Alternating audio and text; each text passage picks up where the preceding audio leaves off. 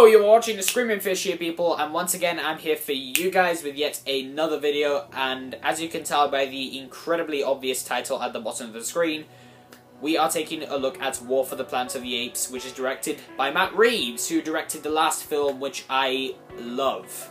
So when it comes to the Planet of the Apes movies, I love Rise. That was an amazing cinematic experience. And as I just said, I love Dawn of the Planet of the Apes. That was an amazing film to watch when I first watched it. I still love watching it now. It's still a really entertaining movie for me to watch, action-wise and also characterization-wise. So, as you can tell, I was really excited for War for the Planet of the Apes, and I went into this theatre with huge expectations, probably a little too high for my liking, but, oh well, it's Planet of the Apes. So, instead of me just trolling on about how excited I was for this movie, I'm just going to click out of this incredibly cringy and boring intro and just let you hear my thoughts on the movie. So, let's get on with the review, shall we? The recent Planet of the Apes movies, that being Rise and Dawn of the Planet of the Apes, are movies that in some ways have exceeded my expectations like no other.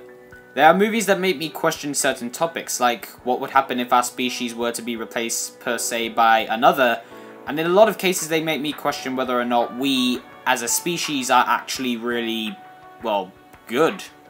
These movies have done an interesting twist on the whole end of the world idea.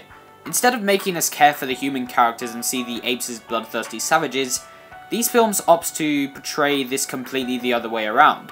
This time around, we as the audience feel sympathy for the apes and view the human characters, most of them anyway, as barbaric and merciless creatures that want nothing more than the extermination of the other species. In Rise of the Planet of the Apes, we saw the apes being held in captivity and being experimented on to find new medications for the human race's benefit, and it also explored how horribly a lot of animals are treated in captivity, as well as seeing the apes themselves begin to evolve into more intelligent beings.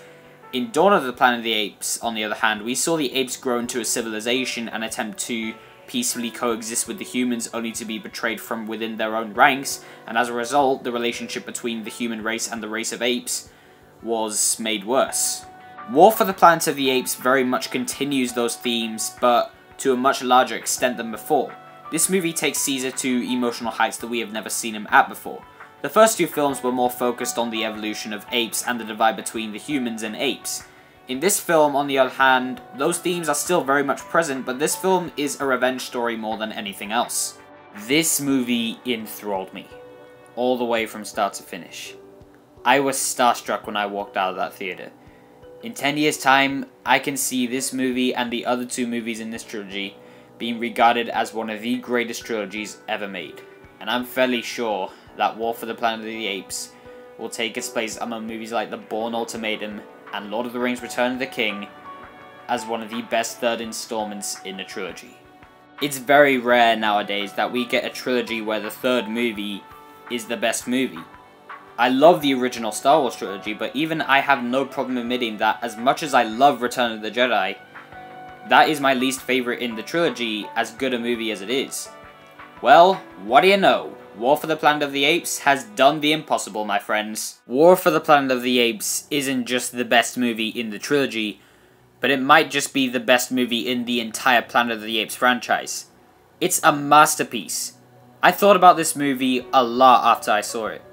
I can't even think of a single line of dialogue or even an actual scene that felt off to me. I didn't have a single problem or any kind of issue with this movie. One of the very few issues I had with the first movie, and even Dawn, is that there was just a little too much expositional dialogue. There is one exposition scene in this movie. No more, no less. These days, in my case anyway, that is very rare. There is actually very few lines of dialogue in this movie. Most of the dialogue, minus a few scenes between Caesar and Woody Harrelson, and a few lines from Caesar scattered across the runtime of this film, is delivered through hand gestures made by the apes. Rise and Dawn did very similar things with its storytelling, and every time it feels fresh and original. And this time it's no different. I've always loved that idea of having nearly every line of dialogue spoken through hand gestures, and partly because I would find it particularly weird if all of a sudden the apes could talk flawlessly. Here they can talk more clearly, but not fluently, so a lot of them still depend on hand gestures and sign language to communicate with one another. That element I feel helps to separate the apes themselves from the human characters. The motion capture in this film is incredible. It's the best motion capture I have ever seen. Every time I take a look at those apes, I'm always trying to contemplate to myself how these aren't real apes. These effects actually look like real, practically made apes. Every scene had me gripping my seat because I knew I was looking at something that was created by some insanely talented visual effects artists, but because it looked so real, it paid off. In my mind, those are real apes walking on screen. The effect that they were trying to create here has paid off. The team of animators that worked on this are pure geniuses. They deserve a huge amount of credit and praise for their work on this movie. The fact that these visuals perfectly captures the actors' facial expressions alone shows their level of talent. Andy Serkis once again delivers an Oscar-worthy performance as Caesar. I felt for Caesar so much in this movie. 90% of this is about Caesar going on this trail of revenge. This movie actually did something I wasn't expecting it to in that part. It made me not only care for Caesar to survive physically, but also psychologically. He's a very tormented character in this movie. He's trying desperately not to become the very thing he fears he may very well become if he continues down this journey of revenge. Andy Serkis has always stunned me as an actor. He proves time and time again when he's playing characters like Gollum or even Caesar that he will not hold back, and that is no different in this film. One of my favourite characters in this series has always been Maurice, the orangutan. He is one of the very few ape characters in this movie that clearly still shows some sympathy for humans. And I found that very interesting, seeing that sympathy for humans clash with the other apes' hatred for humans. I also love the friendship between Caesar and Maurice. That's always been a very important element in these movies to me. It is something that I have liked about all these movies, but I feel it's more apparent in this film. You really feel the sense of devotion that Maurice and the other apes have towards Caesar as their leader. One of my very few gripes with these movies up until now, which is something that a lot of people have a problem with, is that while I do like the human characters in these movies, they have never been as interesting as the ape characters. And quite often I would watch Dawn or Rise, and I would often find myself thinking, can we just get back to Caesar and the apes? Because that's where the better half of the movie is. However, in this film, I didn't feel that way at all. Firstly, because War for the Planet of the Apes is almost entirely about the apes, and that I feel addresses a problem I have been having with movies like this. I'm really starting to get sick and tired of movies like Transformers, where the movie is called Transformers, but then it's almost entirely about the human characters, and even movies like 2014's TMNT made the exact same mistake. This movie, on the other hand, has apes in the title for a reason, and it lives up to that. I also have to admit that I was actually invested in the human characters this time. Woody Harrelson was fantastic in this movie. He was such a great villain, and what's more, I actually understood why he was doing what he was doing. I understood why he hates apes so much and why he wants them gone for good. There's a scene between him and Caesar talking about the past and what has led to this particular moment, and it honestly floored me. Woody Harrelson's character runs a small faction of humans, and basically they run this huge death camp for apes, which as you can imagine leads to a lot of Holocaust imagery. The Netflix original film Okja did very similar things in terms of imagery, only it didn't utilize that the way this film did, and certainly not to the same extent.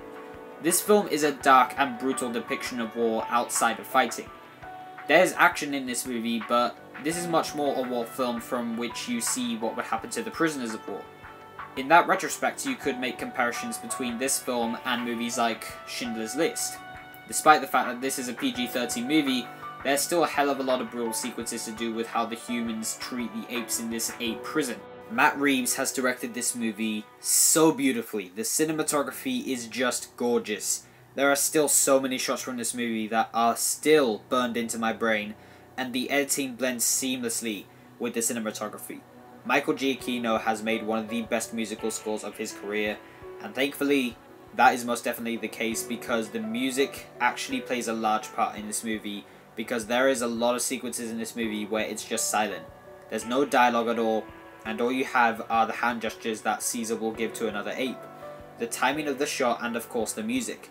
There are also a lot of important moments that set up Caesar's journey of revenge, told entirely silent, with only music and performances. There's so many things about this movie that are downright jaw-dropping from a filmmaking perspective. This movie is highly unconventional. I honestly thought I was going to get a huge action sequence, and technically I did get that, but not in the way I was expecting. I won't spoil it for you because I feel you should experience that, but this isn't a film where you can make an assumption of where the plot might be going, because 9 times out of 10, you're gonna be wrong. It doesn't give these characters the easy way out of things. They have to make hard choices and get through difficult situations.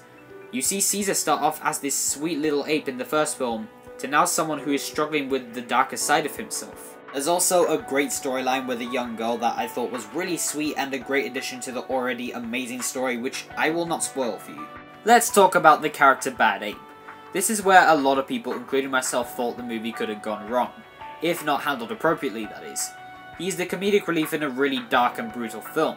Thankfully, though he is exactly that, coming out of the film, I absolutely loved Baddie. He was a risk that paid off. He could very well have killed the scenes that he was in, and I'm glad he did. I'm glad that they found the right level of emotion to have him on, and I thought he was a great addition to the film. The construction of this film is insane. The opening 5 minutes of this film set up everything you need to know going into this movie, and it all connects to the finale of this film wonderfully. When you watch Rise, Dawn, and War for the Planet of the Apes in a row, you're going to see a huge overarching story, and that's what the best trilogies do. Each movie in the trilogy builds off the last. So with that said, it's not just a great film on its own, but it's a great addition to this trilogy. When you watch Rise and then Dawn and finally followed by War, it's all going to feel like one huge cohesive story that's all intertwined, spread over 3 films. War for the Planet of the Apes was a beautiful experience. I loved every minute of it. It's some of the best filmmaking I have ever seen, and those visual effects artists had better win that Oscar for best visual effects because they really deserve it. So guys, those are my thoughts on War for the Planet of the Apes. I do hope you enjoyed this video. Before you ask where I am in the comics, I am currently in my bedroom right now, and the metallic leg you can see in the background is actually the leg of a Terminator. That's lovely. So, anyway, I hope you enjoyed this video. Please don't forget to like, subscribe, and follow me on Facebook and Instagram. And I will indeed see you in the next one. But before I go, I would just like to ask you guys, have you seen War for the Planet of the Apes? What did you think of it? Did you think it was good? Did you think it was bad? Did you think it was somewhere in the middle? Please leave your thoughts down in the comments below, and I'll be sure to check them out. So once again, thank you for watching, and I'll see you guys in the next one. Goodbye, guys!